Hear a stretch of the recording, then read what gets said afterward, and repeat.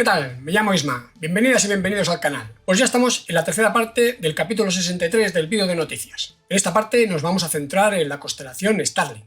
Por un lado vamos a repasar las noticias relacionadas con el servicio de conexión a internet de los de Hawthorne, y por otro vamos a repasar los 4 lanzamientos que se han llevado a cabo de esta constelación desde el último vídeo de noticias. Vamos, que esta parte es como una especie de monográfico Starlink. Así que vamos a ello. Lift off.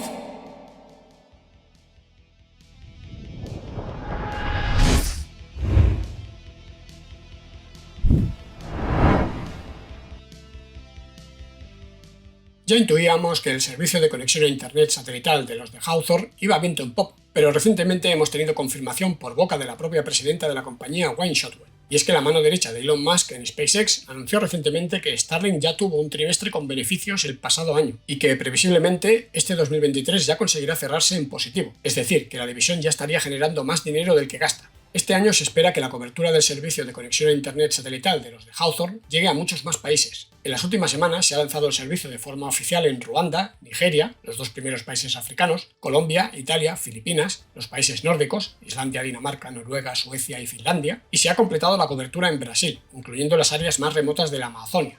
Esta expansión geográfica posibilita que la compañía haya empezado a ofrecer a clientes seleccionados un servicio de roaming global por $200 al mes, que habilitaría los terminales de los usuarios suscritos al servicio a conectar desde casi cualquier lugar del mundo.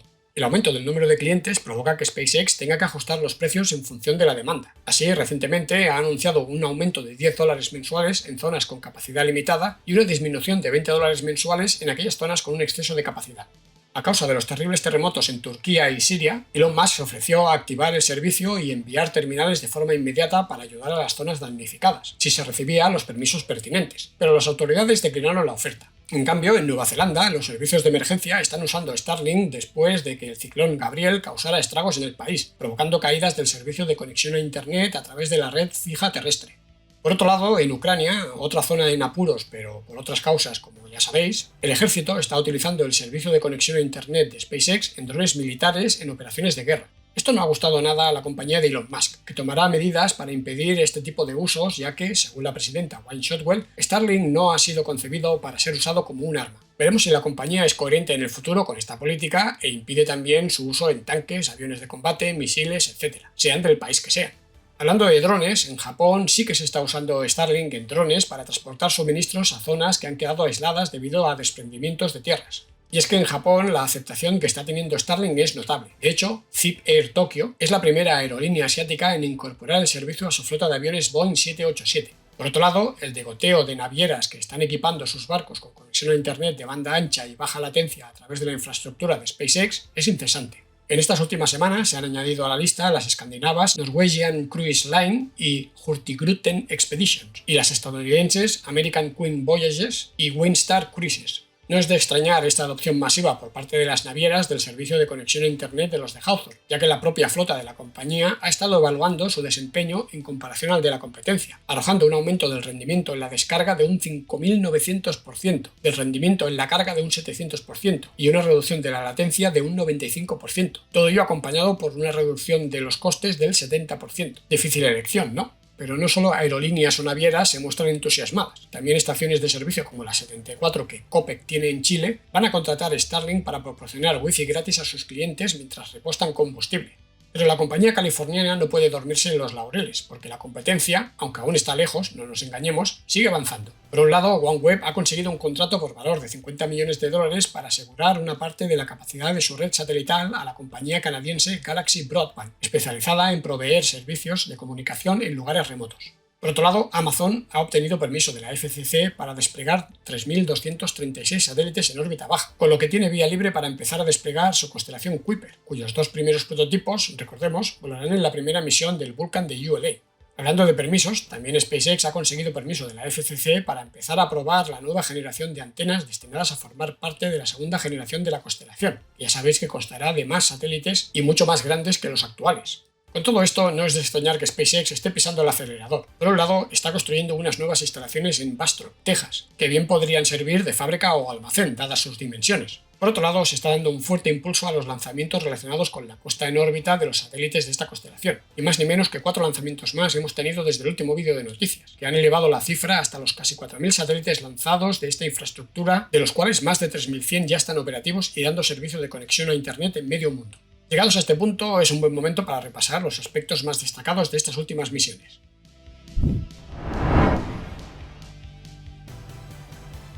Ni más ni menos que 4 lanzamientos de la megaconstelación se han llevado a cabo desde el último vídeo de noticias, es decir, 208 satélites más en órbita. SpaceX ha lanzado ya casi 4.000 en total desde aquel no tan lejano febrero del 2018, en el que se pusieron en órbita los 2 primeros prototipos de esta infraestructura llamados Tintín A y Tintín B, casi nada. El 31 de enero, desde la rampa SLC-4E de la base aérea de Vandenberg, en California, la compañía de Elon Musk lanzó 49 satélites más a bordo de la primera etapa B-1071, que volaba por 9ª vez, en el marco de la misión Starlink 2-6. Fue el lanzamiento número 200 de un Falcon 9, con solo un fallo entre ellos, y al revés de lo que suele ser habitual en la zona, pudimos disfrutar de una meteorología perfecta que nos permitió deleitarnos con unas imágenes espectaculares de la misión. T-10, 9, 8, 7, 6, 5, 4, 3, 2, 1. Engines full power. And liftoff of Starlink 2-6. Go Falcon, go Starlink. Vehicles pitching downrange. El despegue fue una gozada, unas vistas fantásticas tanto desde las cámaras en tierra firme como desde las cámaras situadas en el vehículo, aunque de nuevo el momento estrella de la misión fue el aterrizaje de la primera etapa sobre la barcaza Osisley, Of Course I Still Love You, que nos deparó unas de las mejores imágenes de esta maniobra nunca vistas durante un directo, fabulosas.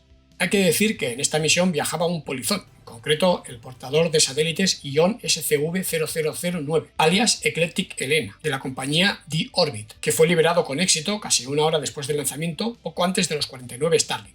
El 2 de febrero, esta vez desde la costa este, en concreto desde la histórica rampa LC-39A del Kennedy Space Center, en Florida, SpaceX lanzó 53 nuevos satélites a bordo de la primera etapa B-1069, en lo que fue su quinto vuelo, en el marco de la misión Starlink 5-3. Era el tercer lanzamiento a una de las nuevas órbitas recientemente aprobadas por la FCC para la generación 2 de esta infraestructura. Estos lanzamientos están sirviendo para probar nuevo hardware que involucra tecnologías de la compañía de Internet de las Cosas IoT Swarm, recientemente adquirida por SpaceX, además de incorporar algunos elementos de los satélites versión 2, aunque se desconocen detalles al respecto. T-10, 9, 8, 7, 6, 5, 4, 3, 2, ignition, 1, liftoff.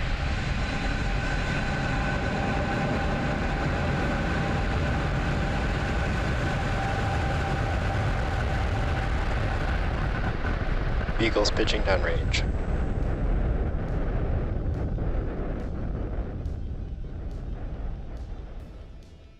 Esta vez se trató de un lanzamiento nocturno, con lo que tuvimos nuestra dosis de luces, colores y reflejos, tanto durante el propio despegue y las primeras fases del vuelo, como durante el siempre espectacular aterrizaje, en este caso sobre la barcaza Ashok, a Shortfall of Gravitas.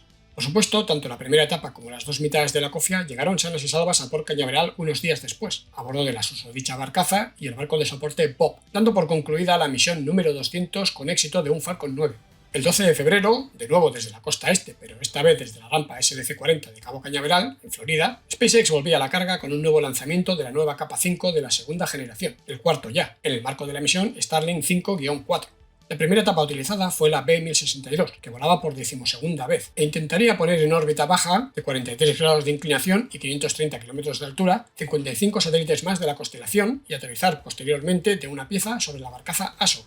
Como curiosidad, comentar que el despegue significó un nuevo récord para la compañía, ya que el Falcon 9 se elevó solo 5 días, 3 horas y 38 minutos después de que lo hiciera la misión Amazonas Nexus desde el mismo emplazamiento, superando la marca anterior de 2 misiones consecutivas en menos tiempo desde la misma plataforma de lanzamiento. 10, 9, 8, 7, 6, 5, 4, 3, 2, 1. Engines full power. And liftoff of Starlink 5-4.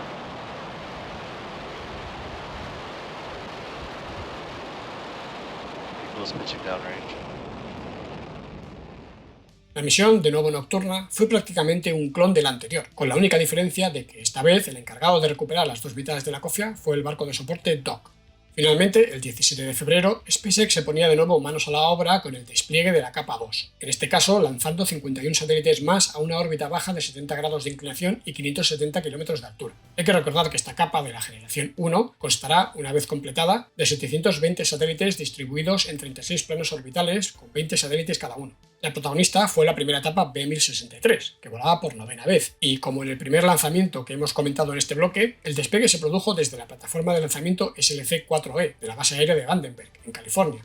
10, 9, 8, 7, 6, 5, 4, 3, 2, 1. Engines full power, and liftoff of Starlink. Group 2-5. Go Falcon, go Starlink. Vehicles pitching downrange. M1D chamber pressure is nominal. De hecho, el perfil de la misión fue casi idéntico en ambos casos, aunque las imágenes, a pesar de tratarse también de un día perfecto meteorológicamente hablando para un lanzamiento diurno, no fueron tan nítidas y definidas. Aún así, las distintas fases del vuelo nos dejaron grandes tomas, destacando de nuevo el aterrizaje sobre la barcaza O'Cisley, el 99 con éxito consecutivo. Una locura.